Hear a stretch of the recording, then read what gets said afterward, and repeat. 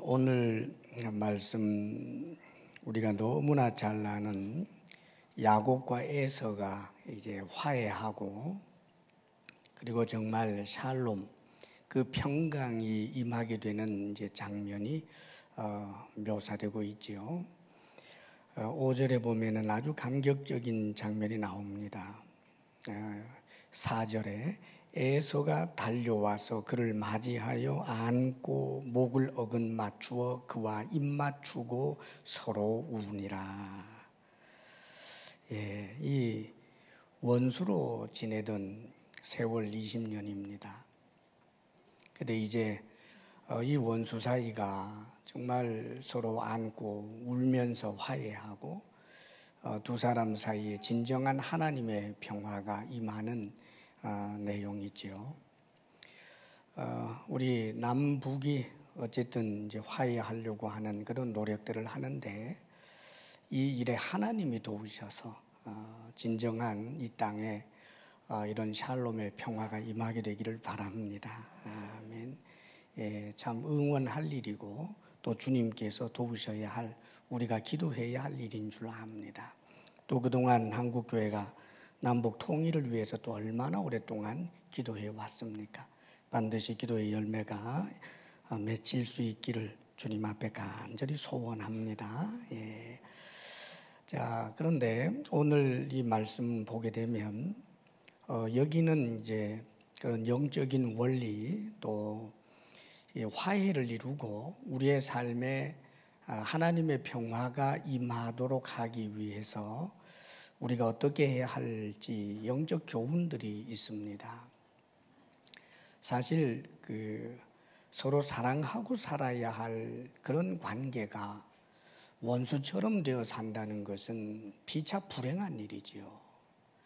부부가 원수처럼 부모 자식이 서로 냉정하게 돌아보지 않는 채로 혹은 또 직장 동료로 늘 출근하게 되면 만나게 되는데 만난다는 자체가 아주 힘든 그런 일들, 또 같은 신앙을 가지고 있고 영원한 하늘나라 한 소망을 가지고 있으면서도 성도 사이에 늘 화해하지 못하고 원수와 방불한 채로 그렇게 지낸다는 것은 얼마나 하나님 앞에 또 부끄럽고 또 본인들에게도 대단히 복되지 않은 일인 줄 압니다. 오늘 이 말씀을 통해서 우리의 삶에 이 평강, 하나님의 그런 샬롬이 점점 더 확장될 수 있기를 바랍니다. 화평케 하는 자가 복이 있다고 그랬습니다. 그런데 이 화평케 하는 사람, 이 평화의 문제는 나와 너의 문제고 혹은 우리의 문제인데 이것을 누가 주도적으로 해내느냐가 참 중요합니다. 그러니까 평화를 위해서 쓰임을 받는 사람, 화평케 하는 사람, 하나님께 그렇게 쓰임 받는 사람이 복이 있다는 말이지요. 오늘 이 성경이 가르쳐주는 교훈을 따라서 몇 가지만 간략하게 좀 나누려고 합니다. 여기 먼저 8절 말씀 우리 한번 읽어볼까요? 8절 다 같이 시작. 에서가 또 이르되 내가 만난 바 이 모든 때는 무슨 까닭이냐. 야곱이 이르되 내 주께 은혜를 입으려 함이니이다. 이 에서가 묻는 이 질문은 지금 이제 많은 그 선물, 예물이라고 하는 이름으로 이제 자신에게 주겠다고 한 것을 지금 여러 번에 걸쳐서 이 에서가 만난 거예요. 오늘 이 말씀 그 앞 32장에 보면 그런 이제 자세한 내용들이 나오는데 제가 좀 읽어드리겠습니다. 창세기 32장에 야곱이 이 형 에서를 위하여 예물을 택해서 보냈는데 먼저 예물을 앞서 보낸 거예요. 그 예물 목록이 이렇습니다. 잘 들어보세요. 암염소가 200이요, 순염소가 20이요. 암수로 줬죠. 암양이 200이요, 순양이 20이요. 전나는 낙타 30과 그 새끼요, 암소가 40이요 황소가 10이요 암나귀가 20이요 그 새끼 나귀가 10이라. 새끼 나귀가 10이라. 상당히 많은 예물입니다. 여러분, 이건 뭐 어마어마한 이제 예물이지요. 지금 야곱이 이제 돈을 많이 벌었습니다만은 부자인 야곱도 이 형에게 이만큼 주려고 하면 한마디로 휘청해야 하는 거예요. 그러니까 뭐 그 생색을 좀 내는 그런 수준이 아니고 엄청나게 많은 양의 이 예물을 보내는데 그것도 감동이 좀 극대화되도록 하기 위해서 그래서 여러 때를 나누어서 이렇게 보냅니다. 여러 때. 이것을 이제 어떤 이들은 뭐 간교한 것이다 그러는데 그건 아닌 것 같아요. 우리가 누구에게 선물을 할 때 상대방이 감동하도록 지혜를 동원하는 것은 결코 이건 잘못된 일이 아니지요.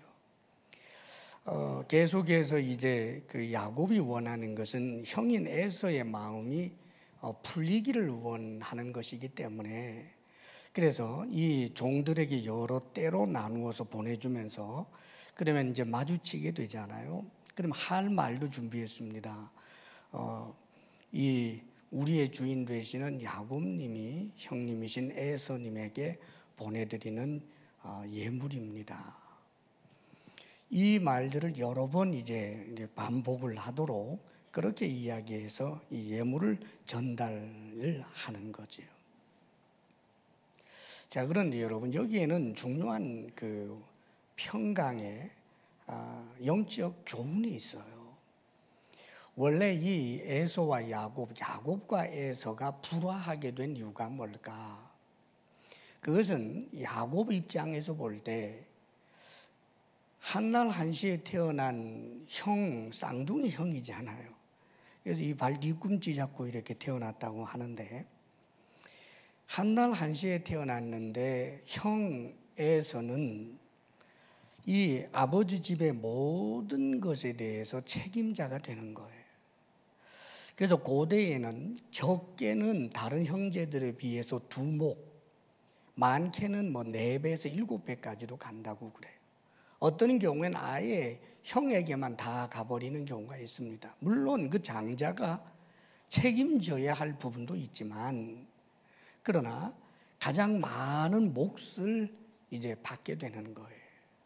사실 야곱 입장에서 생각하면 억울하죠. 뭐 하다못해 1년 터울이라도 되면 또 할 말이 없겠는데 이 같은 날 태어나서 형에서는 큰 몫을 받고 그리고 이 장자로서의 그 전통을 다 이 가게의 모든 것을 계승하는데 자기는 소위 시쳇말로 이 뭐 개밥의 도토리처럼 되는 것 그거 억울해서 그래서 이제 그것을 자신이 자기의 것이 아니지만 형의 것을 자기가 가지려고 한 데서부터 갈등이 일어나는 거예요. 말하자면 탐욕입니다. 탐심이에요. 이 물질에 대한 그런 애착이 이 야곱에게 굉장히 강했던 것 같습니다. 사랑하는 여러분, 사람과 사람 사이에 심지어는 부부나 또 부모 자식 사이에도 이 재물에 대한 탐욕을 내려놓지 못하면 항상 불화가 일어나게 되어 있습니다. 형제들 관계에서도 이 상속 문제 때문에 참으로 볼썽사나운 그런 모습들이 여러분 드문 게 아니잖아요. 흔하게 우리가 주변에서 볼 수 있습니다. 사람들은 일반적으로는 좋은 사람이 되려고 그래요. 그러나 이해관계가 어긋날 때는 이해관계가 엇갈릴 때는 그러면은 발톱이 나오고 아주 사나운 이빨이 나오는 법입니다. 이해관계가 엇갈렸는데도 불구하고 손톱 발톱을 내지 않을 수 있는 것은 근본적으로 물질에 대한 그 탐심, 애착 이것이 사라져야 된다는 말입니다. 사랑하는 여러분, 많은 사람들이 이 물질에 대한 애착 때문에 얼마나 하나님 사람답지 않게 되어버리는지 몰라요. 여기에 대해서는 어느 누구도 자유로울 수 없습니다. 그러므로 이 말씀을 우리는 우리 마음 중심에 붙들고 내 삶에 적용하려고 노력하지 않으면 안 되는 것입니다. 성경에는 탐심이 우상 숭배라고 말씀을 하시지요. 그리고 돈을 사랑하는 것이 일만악의 뿌리라고도 말합니다. 실제로 이 세상 교훈에서는 돈에 대해서 돈을 귀중하게 여기고 사랑하고 그걸 애착을 가지고 그래야 돈이 와서 붙는다, 그렇게 말들 하기도 하지요. 그러나 사랑하는 여러분, 세상의 가르침과 하나님의 가르침은 다릅니다. 오히려 물질에 대한 탐욕을 내려놓을 때 오히려 그 물질에 대해서 자유롭고 평강을 누릴 뿐만 아니라 오히려 하나님이 주시는 분복을 누릴 수가 있는 거예요. 물질에 대한 애착과 탐욕을 저버리고 이해관계가 엇갈리게 될 때 양보하고 손해보는 쪽을 택하게 되면, 그렇다면 우리 그리스찬들은 항상 가난하게 살아야 된다는 말입니까? 항상 바보처럼 손해만 보면서 살아야 된다는 말입니까? 우리 그리스도인들이 정말 그래야 되는 거예요? 라고 누가 반문할런지도 모르겠습니다. 그런데 사랑하는 여러분, 물질에 대한 애착이 집요하면 정말 그 물질을 내가 누릴 수 있는가? 물질에 대한 욕심이 남들보다 더하면 욕심의 이 물질에 대한 집착과 욕심의 순서대로 과연 내가 물질을 가질 수 있는가? 아닙니다, 여러분. 성경적 가르침은 오히려 그 반대의 경우가 많아요. 잠언 11장 24절 25절에 보게 되면 흩어 구제하여도 더욱 부하게 되는 일이 있나니 과도하게 아껴도 가난하게 될 뿐이니라. 아끼고 또 아낌으로 풍성하게 산다? 아닙니다, 여러분.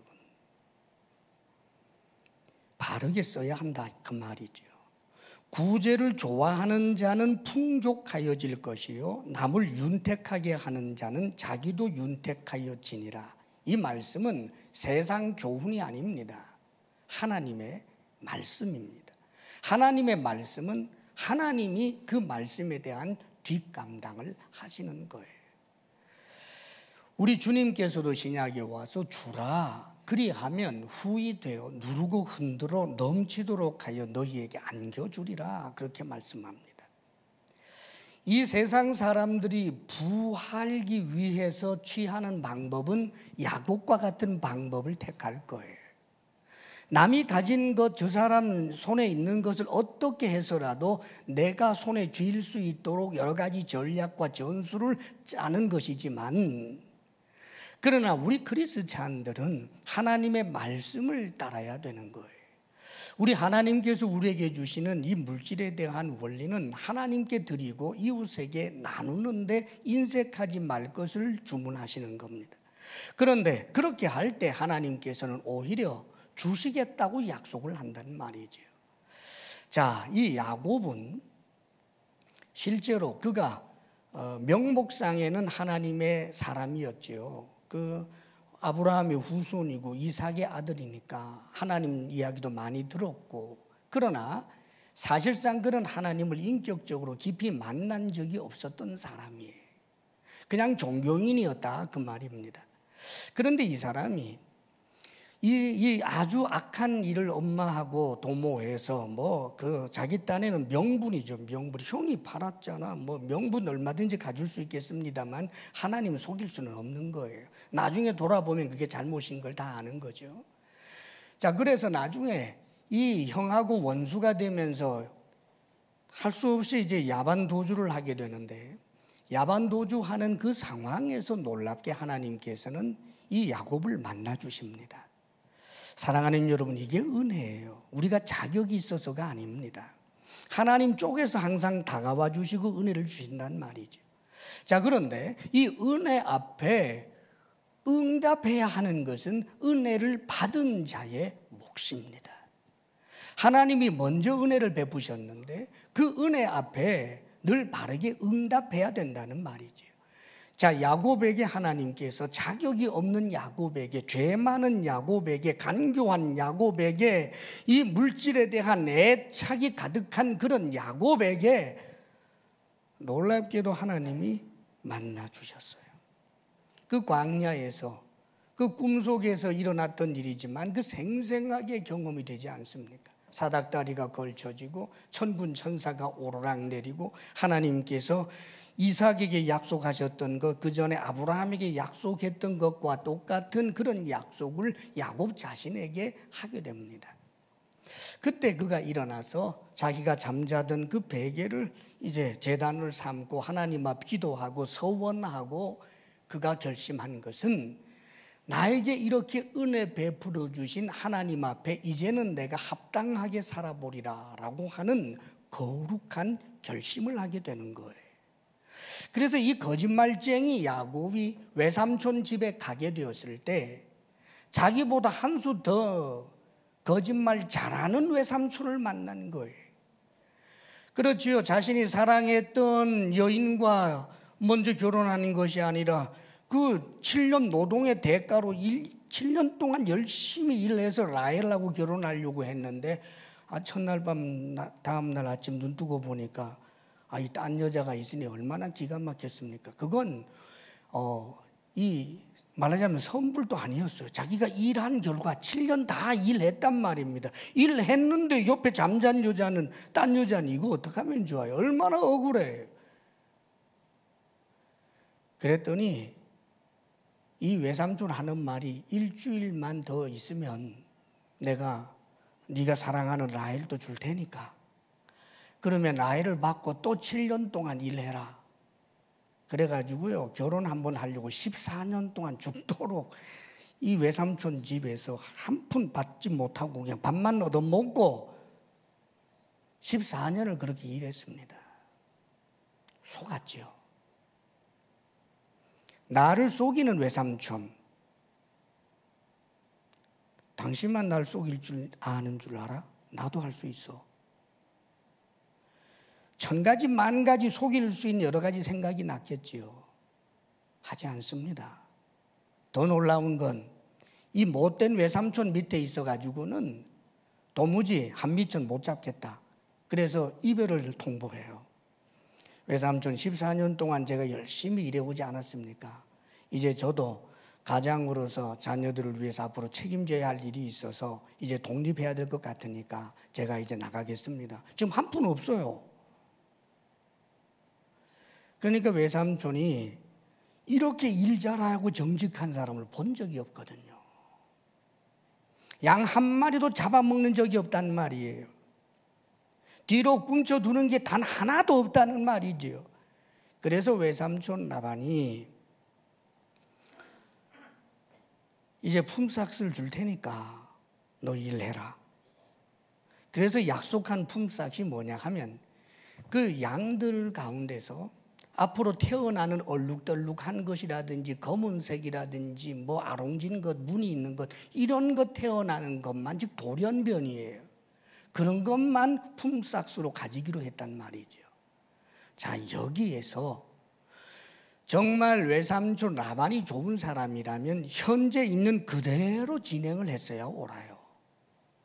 그런데 이 양반이 그 약속을 하고 어떤 짓을 하느냐 하면 이제 맡기는 양들 가운데서 아롱지거나 뭐 검거나 이런 무늬가 있는 것들 다 추려가지고 자기 아들한테 맡겨서 심리나 떨어지게 만들고 하얀 양들만 맡겨서 여기서 태어나는 얼룩덜룩한 건 네 거야 이러고 앉았어요.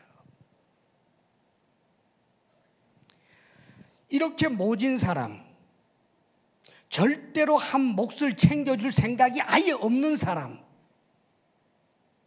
사랑하는 여러분, 그런 사람 밑에서 어떻게 돈을 벌겠어요? 다시 말하면 그렇게 열악한 환경에서 어떻게 돈을 벌겠어요? 환경이 나쁘면 돈 벌 재주가 없다고라고들 그러지 않습니까, 여러분? 세계적 불황 혹은 우리나라의 불황에서는 방법이 없다. 개인적으로 아무리 뛰어나도 방법이 없다. 맞아요. 그러나 한 가지 있습니다. 하나님이 계시잖아요. 할렐루야. 이 야곱이 에서를 향하여 외삼촌 라반을 향하여 분노하는 마음을 가지고 그렇게 여러 가지 또 술수를 쓸 수 있었겠지만 전혀 그렇게 하지 않아요.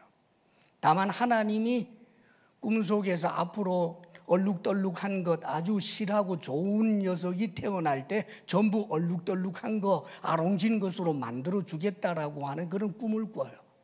하나님의 약속이죠. 그래서 그 약속을 잊어버리지 않기 위해서 양들이 물을 먹는 그 자리에 그 나무 껍질 벗겨가지고 얼룩덜룩하게 만들어서 물 먹을 때, 양들이 와서 물 먹을 때마다 그걸 보게 하는데 어떤 이들은 또 이것도 간교한 거라고 그러더라고요. 여러분, 이 양들이 얼룩덜룩한 거 봤다라고 해서 얼룩덜룩한 거 낳는 게 아니에요. 그건 야곱 입장에서 하나님이 주신 그 약속을 결코 잊지 않고 소망 삼고, 왜냐하면 야곱도 사람이잖아요. 자꾸 억울한 일 당하다 보면 자기도 치받고 이해관계 때문에 못된 그런 이 마음속에 쓴뿌리가 나올까 봐 하나님의 약속을 결코 잊지 않겠다, 그런 뜻으로 아마 세워놓았다고 판단이 됩니다. 할렐루야.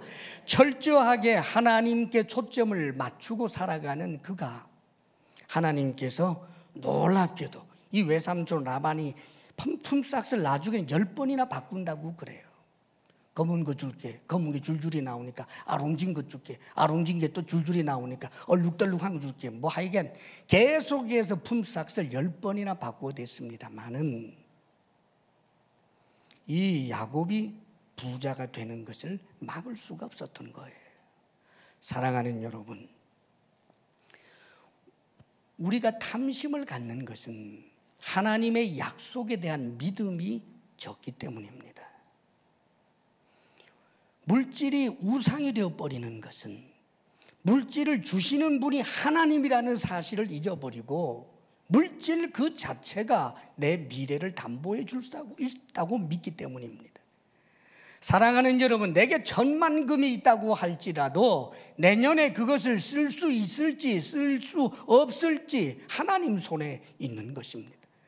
그러므로 우리는 그리스찬이기 때문에, 우리는 하나님이 살아계신 것을 믿고 있기 때문에, 하나님이 주셔야 받고 하나님이 주시지 않으면 받을 수 없다라고 하는 사실을 너무나 잘 알고 있기 때문에, 그러므로 사랑하는 여러분, 하나님께서 내게 주신 그 물질을 하나님 앞에 드림과 이웃에게 나누고 베푸는 일에 대해서 하나님의 약속을 믿고 진행하노라면 물질에 대한 우리의 욕심들이 엷어지고 점점 더 우리가 주님을 닮은 사람이 되는 것입니다. 신앙생활을 올곧게 하는 데 있어서 물질에 대한 탐욕은 암과 같이 치명적이라는 사실을 기억하시고, 이 자리에 있는 여러분 모두가 다 내가 샬롬을 이루지 못하는 것은 내가 물질에 대한 지나친 탐욕 때문에 이해관계만 엇갈리면 모든 것을 돌아보지 못하는 이 악한 성정 때문인 줄 알고 스스로를 주님 앞에 새롭게 점검할 수 있기를 주의 이름으로 축원합니다. 아멘. 그 다음 오늘 말씀 보게 되면, 자, 거기 3절 말씀 한번 읽어볼까요? 3절 다 같이 시작. 자기는 그들 앞에서 나아가되 몸을 7번 땅에 굽히며 그의 형 에서에게 가까이 가니. 그리고 10절에도 또 이렇게 표현합니다. 10절 말씀 읽어볼까요? 10절 시작. 야곱이 이르되 그렇지 아니하니이다. 내가 형님의 눈앞에서 은혜를 입었사오면 청하건대 내 손에서 이 예물을 받으소서. 내가 형님의 얼굴을 배운즉 하나님의 얼굴을 본 것 같사오며 형님도 나를 기뻐하심이니이다. 형 에서를 만나러 이제 나갈 때 야곱이 7번 땅에 엎드리면서 일어나서 7번 엎드렸다. 그러니까 절하면서 나갔다 그 말이에요. 고대 황제에게나 할 그런 일을 쌍둥이 형에게 하고 있는 거예요. 10살 위 형도 아니고요. 쌍둥이 형이에요. 그 형에게 7번 절까지 하면서 그렇게 형을 맞이하러 나갑니다. 그리고 이제 형과 대화하는 중에 이거 그냥 입에 발린 아부의 말이 아닙니다. 내가 형님의 얼굴을 배운 즉 하나님의 얼굴을 본 것 같다라고 이야기합니다.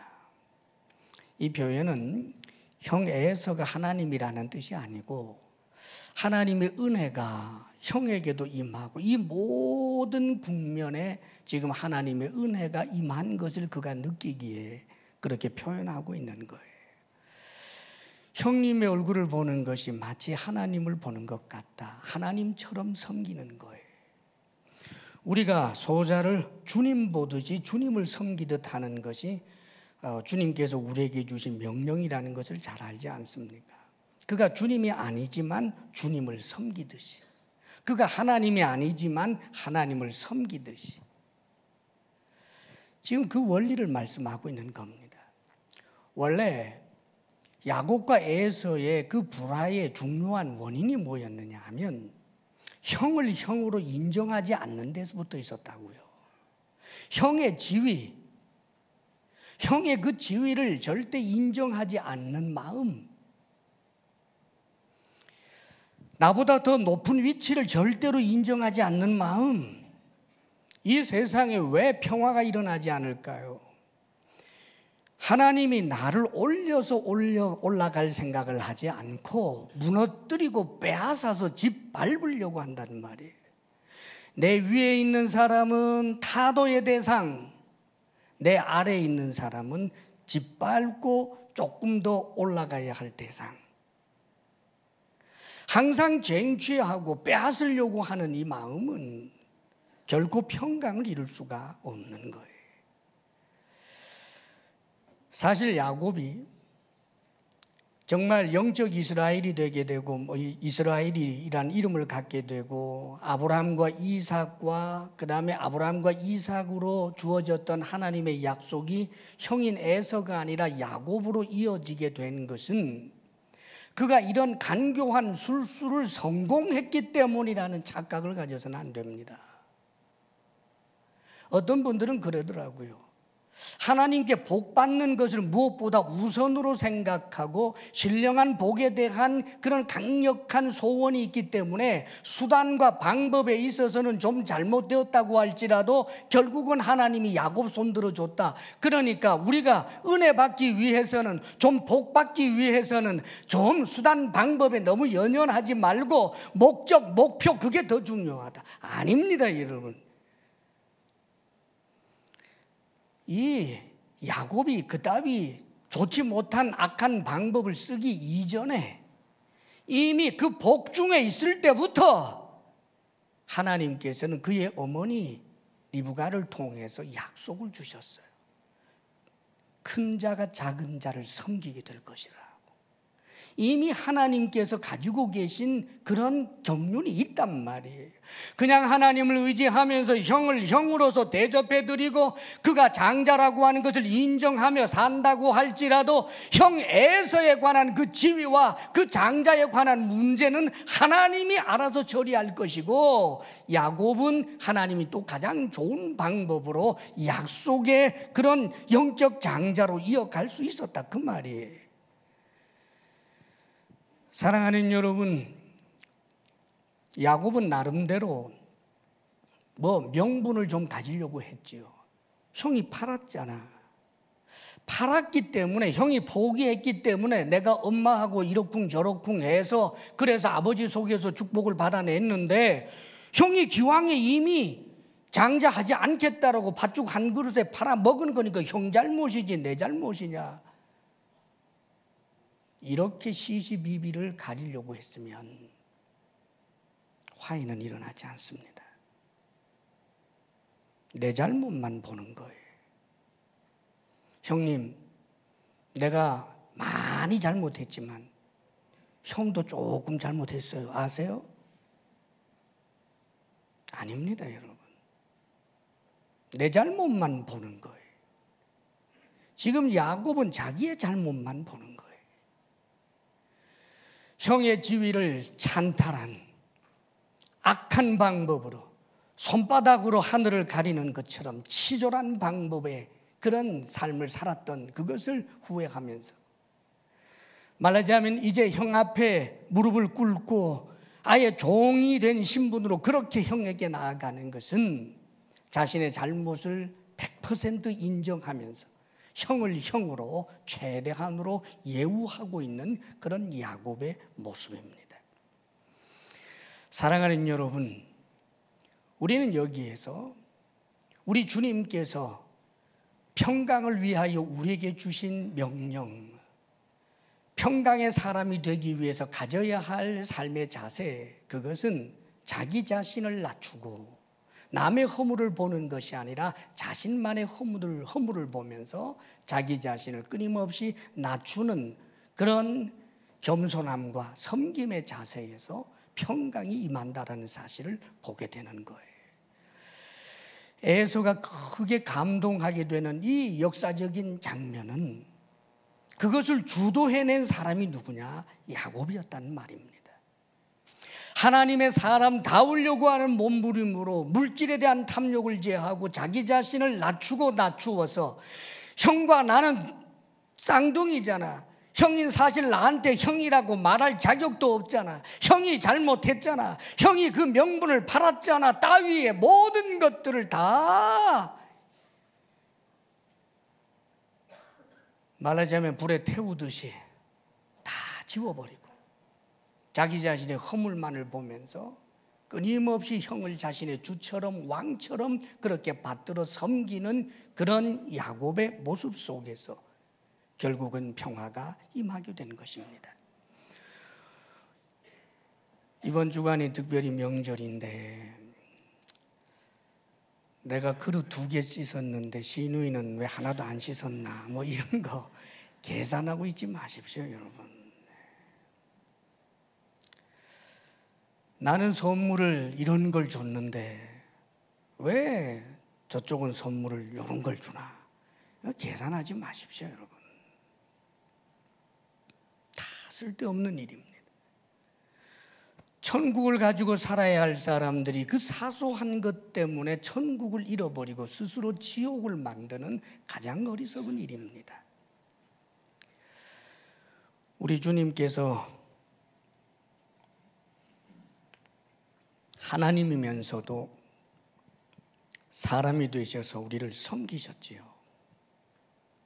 그런데 여러분, 그분이 섬기셨다라고 해서 정말 그분이 우리보다 낮은 분이 되셨습니까? 하늘 보좌 버리고 우리를 위하여 정말 자신의 목숨까지 줄 만큼 우리를 섬겼지만, 그분 스스로를 그렇게 낮추셨지만, 그러나 그분은 우리 발밑에 있는 분이 아닙니다. 이러므로 하나님이 그를 지극히 높여 그러십니다. 내가 높아지려고 해서 높아지는 것이 아니라 우리가 섬김으로 자기 자신을 낮출 때 영원한 높임이 거기에 있는 거예요.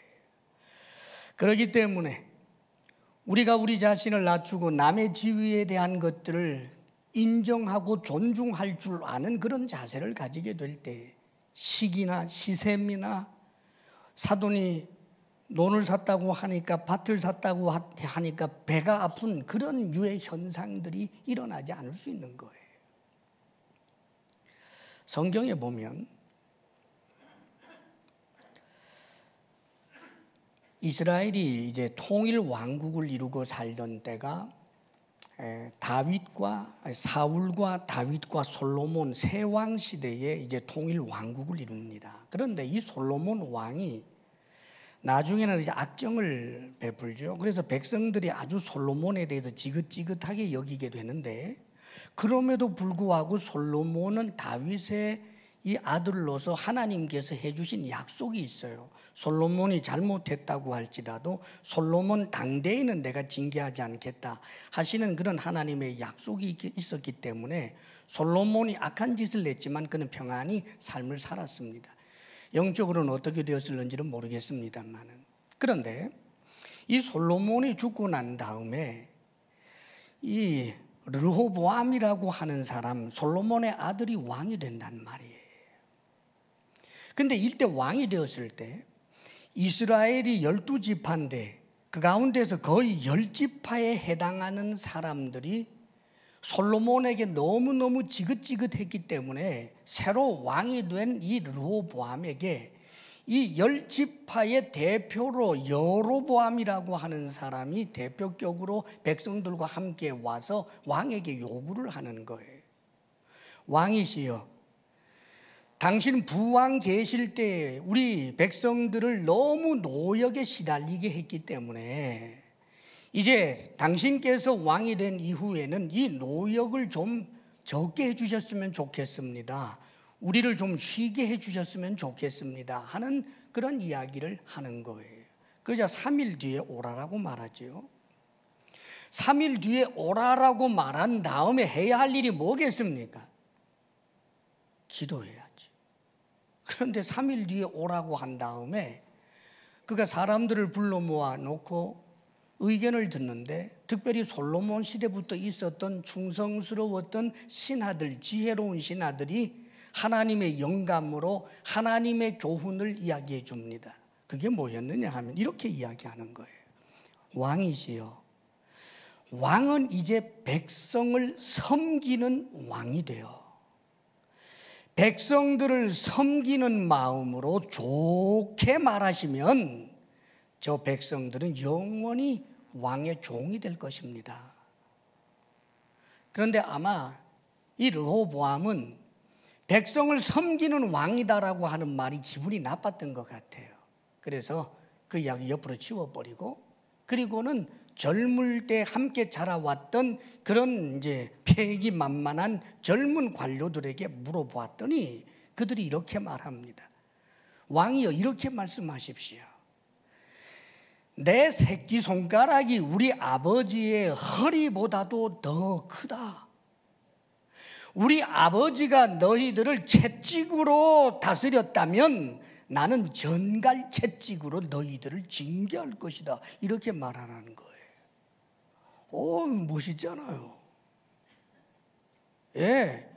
감히 찾아와서 이 왕에게 이래라 저래라 말하는 사람들 보니까 그렇지 않아도 좀 빈정이 상하는데 이럴 때 아주 배를 내밀면서 큰 소리로 한번 말하는 거 멋있지 않습니까? 그래서 멋있어 보인다고 생각을 해서 이 르호보암이 교만한 이 세상 지혜, 악한 지혜, 마귀의 지혜를 받아들인 거예요. 그들이 왔을 때 그렇게 한번 큰 소리 쳤다가 나라가 두 쪽 나고 말았습니다, 여러분. 섬기면 찌질한 왕이 되는 것이 아니라 오히려 좋은 왕이 될 수 있는데, 섬기면 평화가 임하는데, 나를 낮추면 평화가 임하는데, 이 가정의 부부 사이에 내가 나를 낮추면 부부 사이에 샬롬이 임하는데, 아버지와 아들 사이에 아들이 노여워하는 것, 그것을 깨닫는다라고 하는 것은 소통입니다. 내 자녀를 노엽게 하지 말라. 어떻게 가능할까요? 항상 일방통행이니까 자식이 노여운 거예요. 자식의 노여움을 알아주려면 눈높이를 맞추어서 자신을 낮추고 아들, 딸과 소통이 일어날 때, 다시 말하면 아버지가 자기 자신을 낮추어 자녀를 섬길 때 자녀의 신음소리도 들리고 자녀의 노여움도 알게 되고 그들의 소원도 알게 되는 법입니다. 사랑하는 여러분, 가정뿐만 아니라 우리의 모든 삶이 그렇습니다. 자기 자신을 낮추어 섬김의 길로 평화를 이루어가는 하나님의 사람들이 되시기를 바랍니다. 이 두 가지 이야기는 우리가 평화를 이루기 위해서 물질에 대한 탐욕을 내려놔야 한다, 겸손해야 한다, 섬겨야 한다, 자기 자신을 낮추어야 한다. 사랑하는 여러분, 이것은 성경 말씀이고 하나님의 말씀인데, 이 하나님의 말씀이 세상 속에서도 일반적으로 이렇게 인정되고 있다는 것 아십니까? 다른 종교도 이렇게 가르칩니다. 이 세상에 조금이라도 자신의 마음을 갈고 닦고 깨끗하게 하려고 노력하는 세상의 모든, 말하자면 앞서가고 있는 세상의 교사들, 인류의 선생들, 그들의 가르침도 다 비슷합니다. 그런데 여러분, 만일 우리가 이 가르침을, 세상의 가르침과 하나님의 가르침을 그저 같은 선상에 놓고, 그래 이것은 좋은 것이니까 그렇게 하는 것이 옳겠지, 그렇게 생각하고 이것을 적용하려고 한다면 저는 분명히 말씀드립니다. 100이면 100 실패합니다. 물질에 대한 탐욕을 내려놓아야 한다는 것 모르는 자 없습니다. 내가 나 자신을 낮추고 섬겨야 한다는 것 모르는 사람 없습니다. 그러나 그렇게 할 수 있는 자가 없습니다. 그러기에 지금 이 교훈은 창세기 32장에 이 야곱이 처절할 정도로 하나님의 도움을 구한 사건 이후에 기록된 것임을 기억해야 합니다. 이 사건이 언제 일어났는가? 하나님을 바라보며 도움을 구하는 시간들 말입니다. 에서가 400명 군사를 이끌고 달려온다는 이야기를 듣고 하나님 앞에 도와달라고 하나님의 약속을 기억하면서 하나님이 내게 주신 그 약속의 말씀을 근거로 하나님 앞에 간절히 기도한 야곱, 그리고 그 야복나루에서 하나님의 사람으로 느껴지는, 하나님으로 느껴지는 신비한 이와 밤새도록 씨름하면서 나에게 복 주시지 않으면, 나에게 축복해 주시지 않으면 갈 수 없습니다. 매어 달리고 매어 달렸던 그 사건 이후에 이 샬롬이 임하게 되었다는 사실을 기억해야 합니다. 다시 말하면 하나님의 약속의 말씀, 하나님께서 우리에게 주시는 교훈의 말씀도 내 삶에 적용되기 위해서는 하나님의 도우심을 구하는 순간들이 있어야 된다는 말이에요. 야곱은 이 부분에 있어서 자기 자신의 연약함을 알았습니다. 내가 결심하고 결단만 한다고 되는 것이 아닙니다. 하나님의 도움을 구하는 거지요. 사랑하는 여러분, 우리가 왜 기도가 필요할까요? 눈에 보이는 이 모든 세상의 법들은 눈에 보이지 않는 것에 의해서 좌우되기 때문입니다. 사랑하는 여러분, 하나님이 살아계십니다. 눈에 보이지 아니하는 하나님께서 역사하셔야만 가능한 거예요. 그렇기 때문에 이 창세기 32장 1절에 보면 놀라운 내용이 하나 더 기록이 되어 있습니다. 제가 한번 읽어드리겠습니다. 야곱이 길을 가는데 하나님의 사자들이 그를 만난지라 야곱이 그들을 볼 때에 이르기를 이는 하나님의 군대라 하고 그 땅 이름을 마하나임이라 하였더라. 지금 야곱이 외삼촌 집에서 나와서 길을 이제 고향을 향하여 가고 있던 중에 많은 어떤 군대를 보았는데 하나님의 군대였다는 말이에요.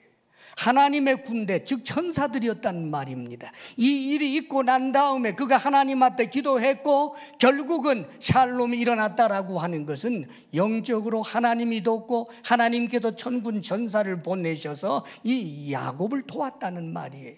에서가 야곱을 보자마자 마음이 녹아난 건 무엇인가? 사랑하는 여러분, 야곱이 한 지혜로운 어떤 일, 야곱이 한 어떤 처세, 그것으로 된 것이 아닙니다. 하나님의 말씀을 따라 자신의 욕심을 내려놓기 위하여 최선을 다하고 자기 자신이 스스로를 낮추어 섬기면서 하나님의 도우심, 하나님의 역사하심을 간절히 기대했던 그 야곱에게 하나님이 도우신 거예요.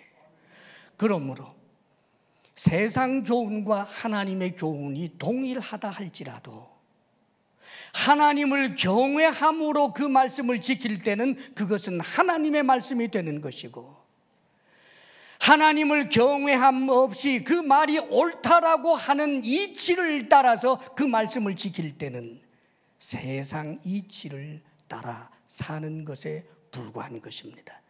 사랑하는 여러분, 도적질하지 말라. 하나님의 말씀이기도 하고 세상의 이치이기도 합니다. 우리가 도적질하지 아니하는 이유는 하나님 때문입니다. 모든 말씀이 그러한 것입니다.